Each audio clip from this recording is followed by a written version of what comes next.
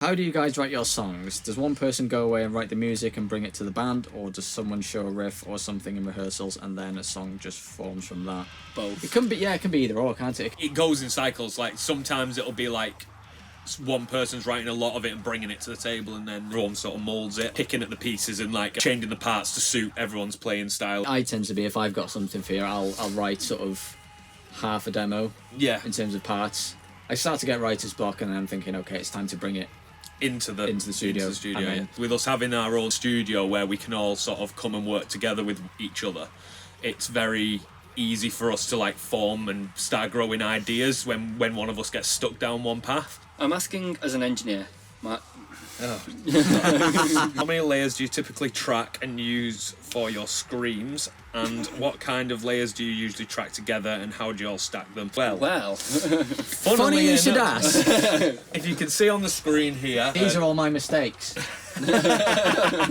We just finished this today. This is a fully finished vocal production of a brand new track. Wait there.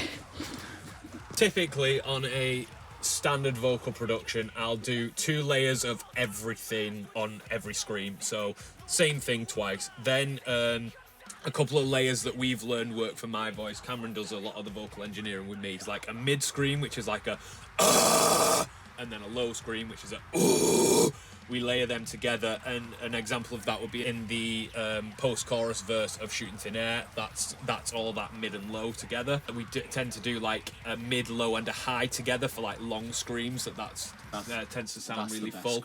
An emphasis scream, you add like panned layers on top. Add another 2 layers of that, pan it hard left and hard right, and that'll give you like a really full sound. So I've got 2 tracks here, backed into a corner, and that's just 2 layers. And then what we'll do is, so for example, this next line needed a bit of emphasis on it, so we added 2 layers and then 2 layers panned either side. Buried by the tide! And you can hear the difference. Backed into a corner, buried by the tide! It's the same, but it gives it a bit more fullness to it.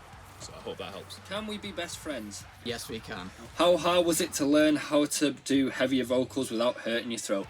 Matt? Not as difficult as you might think. More difficult if you don't put the work in. It's a lot of practice. All I could recommend is just go as soft as physically possible and then learn where your threshold is, because usually you don't need to be pushing as hard as you think you need to be pushing. How and when did you learn to do vocals? Did it take a few attempts before you found what worked, or did you find... Oh, sorry, I'll read that again. How and when did you learn... I can't. You've broken Mark. Yeah. You've done what none of us could do. How and when did you learn to do vocals? Did it take a few attempts before you found that worked, or did you find it came naturally? Also, Australia tour soon.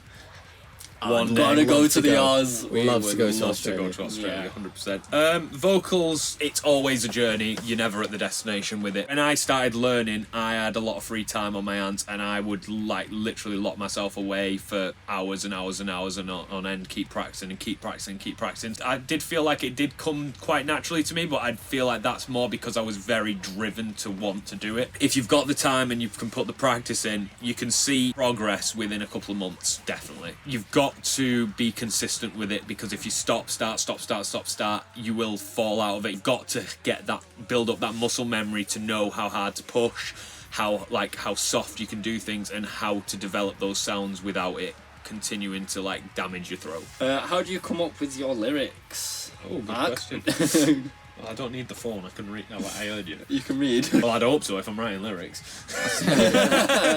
For me, it always starts with a title. Like, if I've got a title for a song, then what I'll do is I will attach that title to a metaphor. A good example of this would be, we'll draw on like Deny Me Certainty. The concept of the song was never being able to be certain of anything that's going to happen in life, but still having to keep taking steps forward. And then the metaphor with that was like the vulture in the graveyard. So once I had that concept and imagery, it was easy to start then forming the words and forming a story within that imagery. So then we can start adding that into how we write the instrumentals towards that. So that's sort of one of the ways I do it. So awesome to see you guys getting some recognition. Thank you. Definitely my top 10 favourite bands. Oh, that's amazing. Awesome. Amazing.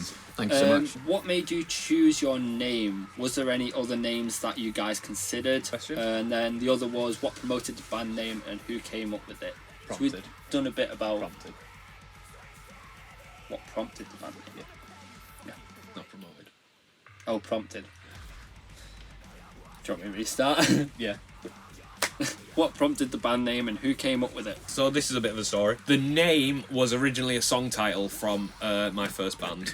It was one of the last demos we ever wrote. And when it came to finding your band name, I was like, actually, I really like that song, and I really liked what I wrote that song about, and I thought it was a really strong message to keep going. So the thing was making Blind Eyes See, because we just wanted to like have a message that opened people's eyes to their truth, open people's eyes to what the actual facts are, and opens people's eyes to the fact that there is deception in the world, and there's a lot of hate, and there's a lot of corruption, all sorts of like negativity in the world that doesn't need to be there and is forced onto us by powers not in our control. And it was just opening people's eyes to that fact, to say we don't need the hate, we don't need it, we can all just live and love in music. And music's such a great medium to bring that message together, isn't it? Because when you go to a gig, you come together. Yeah. Doesn't matter who you are. Doesn't matter what you believe. No one can hear anyone talking over the music. Yeah, you're just all in the moment.